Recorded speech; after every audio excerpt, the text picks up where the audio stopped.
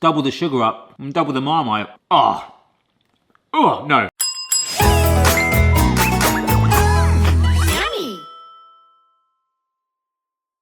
Recently, I asked you guys to submit your own weird food combinations, and you have not disappointed. Oh no. I've got them here on my trusty laptop.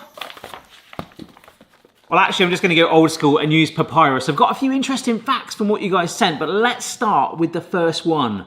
Weetabix and butter. Yep, so Weetabix breakfast cereal, which is stereotypical for no matter how much milk you pour on it, it all just gets absorbed, but apparently you have this dry. So I'll do this for each one. Instead of Weetabix and butter, which was actually submitted 5 times, I must have lived under a rock all my life. I could have had a peanut butter, bacon and egg burger, and I saw that, I thought, that's blooming nice. So Weetabix and butter all had similar answers like this. Mum used to feed us it as kids, just as a snack. I suppose it's going to be like a toast, isn't it? Very crunchy. Oh, that's all right. Have I just discovered that like Weetabix is basically like a wheat cracker, like another version that you'd find in the cracker aisle? Wow, what a great start. If you're wondering what the most popular submission was, cheese was suggested 24% of the entire submissions, peanut butter 21%, the term sandwich 20%, and because sandwich isn't technically an ingredient, the one after that was banana at 16%. The top answer for coming up with a weird food combo was actually pregnancy cravings. The second one was just pure boredom and just wanted to experiment, which is, I think we've all been there. And the third one was what they could generally find in the house. Right, let's try the second one. So the next one, I could have gone for soft-boiled egg on spaghetti bolognese. That sounds really nice. Thanks for that suggestion.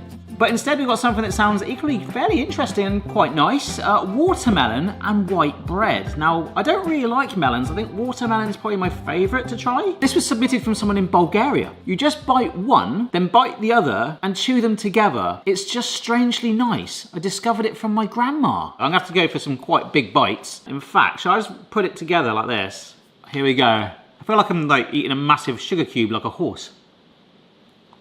Oh. Ah, I kind of get why you would like it. Ooh. Oh, I don't like that. That's a bit weird. It kind of makes it into like a watermelon chewing gum and the bread just gets more and more thicker and just doesn't go away. In fact, I'm just left with pieces of bread in my mouth now.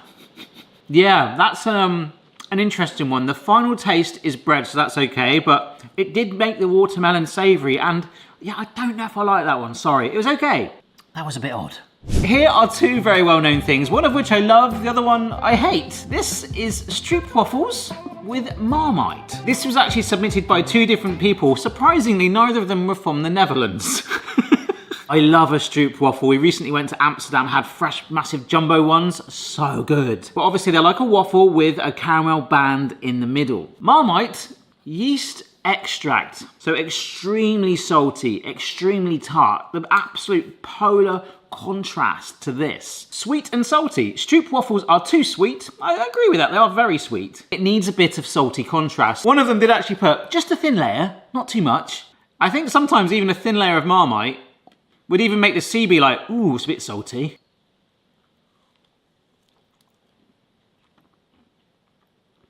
Whoa. Oh, that is nearly making my eyes water. The final dominant flavour is the sweetness from the caramel and the waffle, but the initial hit, oh, I don't know, that's too much. Oh, no.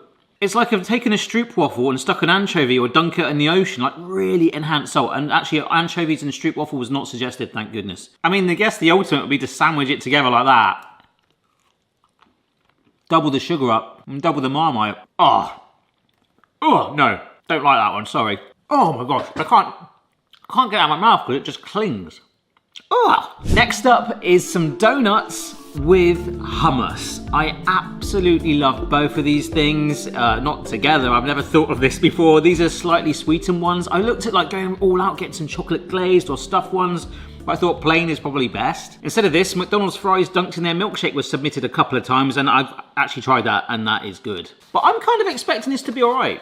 And the reason for it was I just dipped a donut in hummus and realised it was delicious. Okay. I think this will be interesting because it's not going to be, it's quite smooth, isn't it? Chickpeas. Why does that smell like cold chips? Oh. Oh, wow. Oh, that just slid down. It's kind of like the opposite to the Stroopwafel where the sugar was the first hit. But then the chickpea kind of just like grabbed the dough and went, no, we're going savory. It was a little bit like what happened with the watermelon and the bread, which sounds like a children's novel. Oh, and then the sweet, I think I had more sweet on that, I had less hummus. Oh, then that sort of worked. I think it's all about getting the balance right with how much you put on. Oh, wow. Isn't that weird? I've gone from sort of like hating that, but once you've found that sweet spot of the right ratio, it's actually really nice. Obviously not the most healthiest thing, but it is like putting that on a sweet cracker. That's great. That is actually really nice. I like it. I might have a cheeky one now off camera. Next up, porridge or oatmeal with hot dogs in it. Yep, that's exactly what it is. And apparently it either works whole or chopped. Surprisingly, this was only suggested once. And this is a pot of cinnamon. It said add cinnamon if you like it. I've just put hot dogs in porridge. Of course I'm going to chuck cinnamon in. I don't mind. We've gone this far. But I might try it with and without. Now, instead of this, I could have had a bougie BLT. Toasted bread, mayo, bacon, lettuce, tomato, fried egg, and guacamole. You can also add hot sauce or sauteed peppers and onions too. That sounds amazing right now. Why does that work? Wow. It's a savoury porridge with a delicate smokiness from the hot dog. I don't know what cinnamon's going to do to it. Just a little shimmy on like that. Wow. Bizarrely, the cinnamon has somehow pulled out a very mild saltiness from the hot dog. And if there's one thing you don't want to look at, it is the ingredients build-up and the nutritional content of hot dogs generally. So I'm going to try it again, why not? Yeah, straight away. A little bit like the bread, because the porridge was just made with milk, it's just a blank canvas vessel for it to sit on, and I genuinely, I'm not going to have that for breakfast because it'll freak my family out, but there's something in that. This is where I say something like this and we find out like it's actually a staple in some random state in America or somewhere in the world, but that's good. That is probably my favourite so far, and there's some weird ones coming up. I really like that. Oh my word.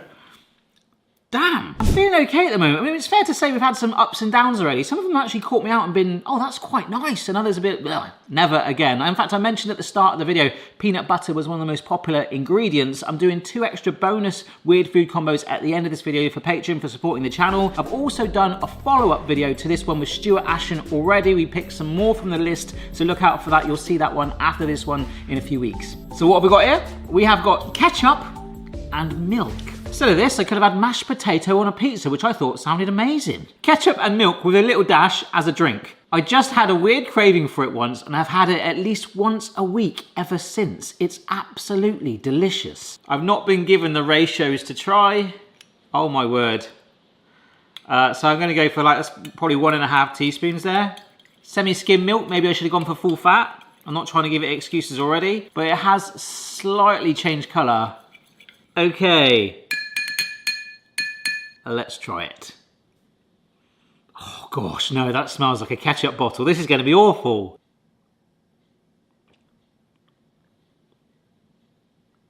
Oh, what the heck is that?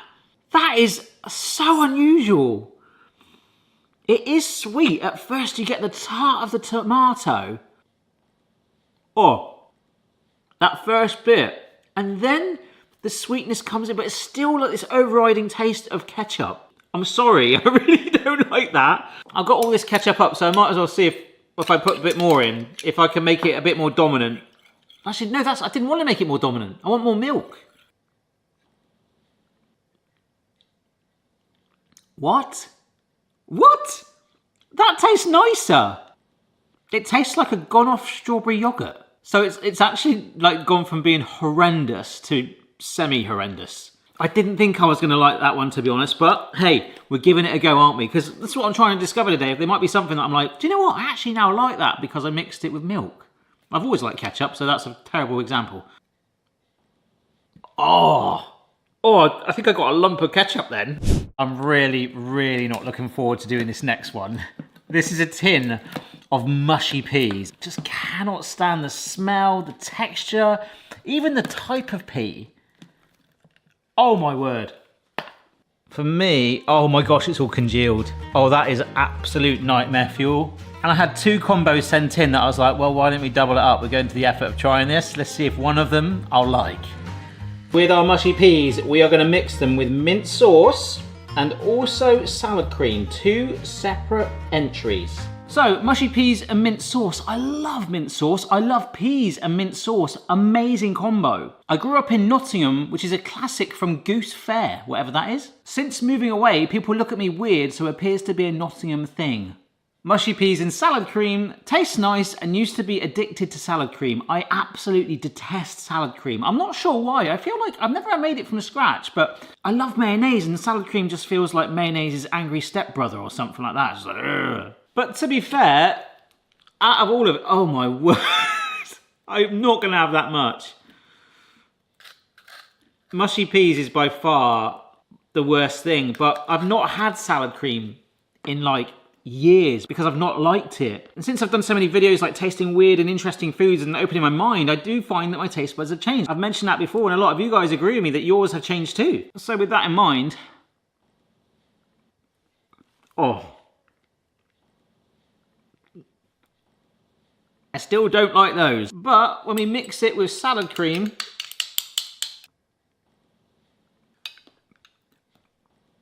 oh, no. Oh, it did mask the mushy pea flavour. It did heighten it, but then the salad cream just took over it, and I still don't like salad cream. That's the conclusion right there. However, mint sauce, I went through a phase of putting mint sauce on everything. Oh, that tastes... I'm squinting. It tastes good. It tastes alright, actually, because the mint is such a dominant, strong flavour. But it's still just that texture of the mush. So out of the two there, mint sauce, that's just my personal thing. Some of you guys would probably love the salad cream, and look at the difference in that. The salad cream thing's doing weird stuff. Oh my gosh. Instead of that, someone submitted, it's probably my mum feeling sorry for me, popcorn and M&Ms.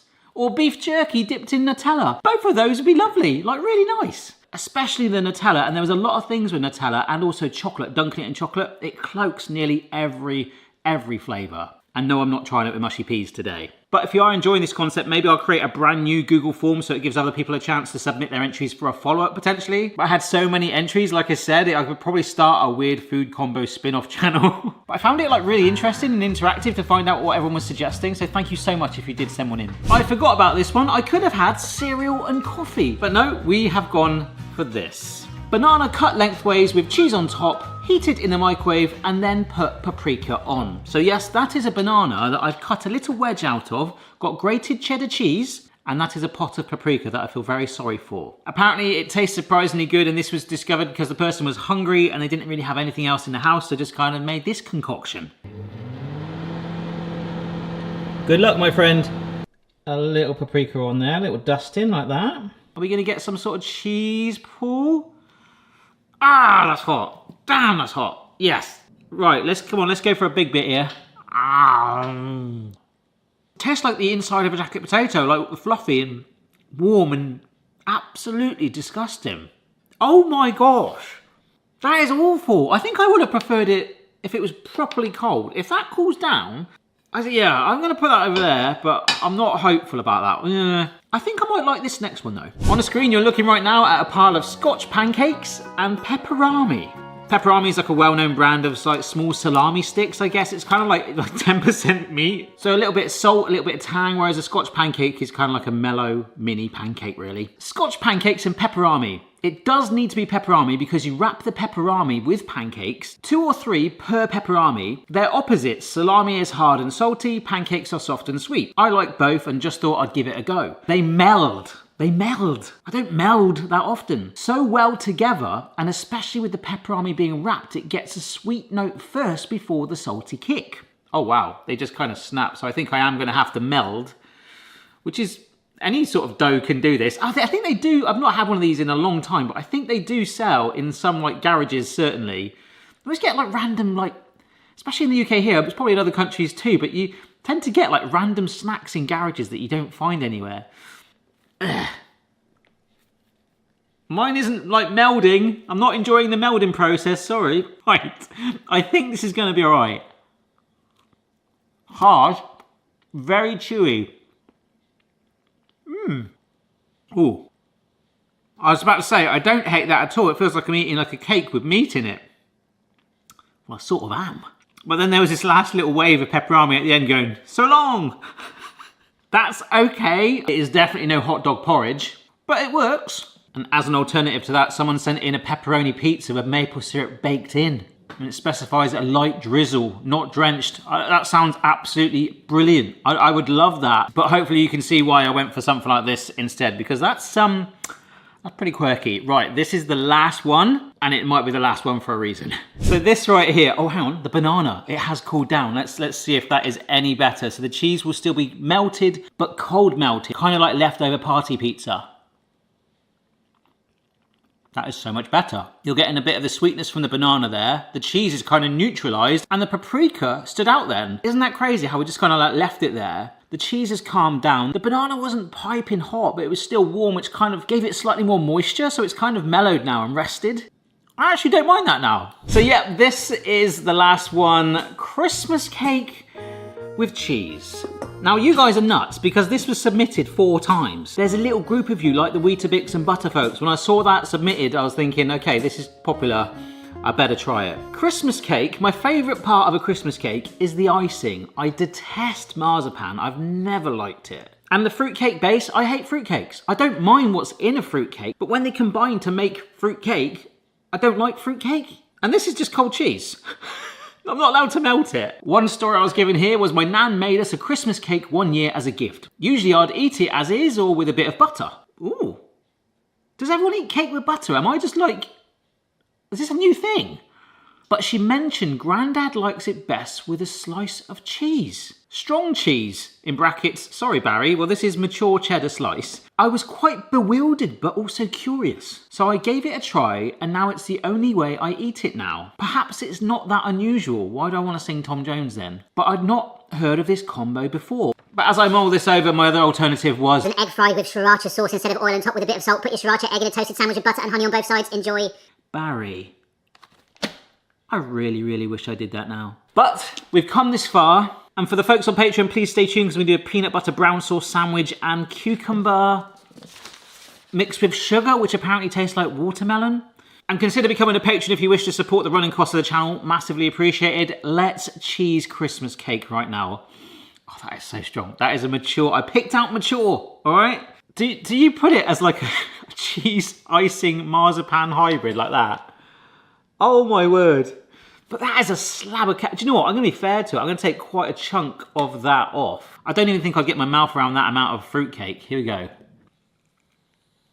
Oh, no. What is wrong with you people? Oh, the cheese. That's so strong. Oh. It mellowed out, the sugar has now come in, and now it's tasting like really granular. But I'm tasting every piece of that marzipan and that icing. Oh, no. Maybe, crikey, it's the smell of that. If it was a milder cheese and I melted it like we just seen with the banana, it would just be sweet. If it was mozzarella, I 100% could do it. Because mozzarella to me isn't really cheese. It's like a marshmallow cheese. It's so mild, it might as well not be there. But could you imagine that, like drenched and cloaked on top of the white icing? So you've got the mozzarella, the white mozzarella binding around that. Sorry, I went off on a tangent then.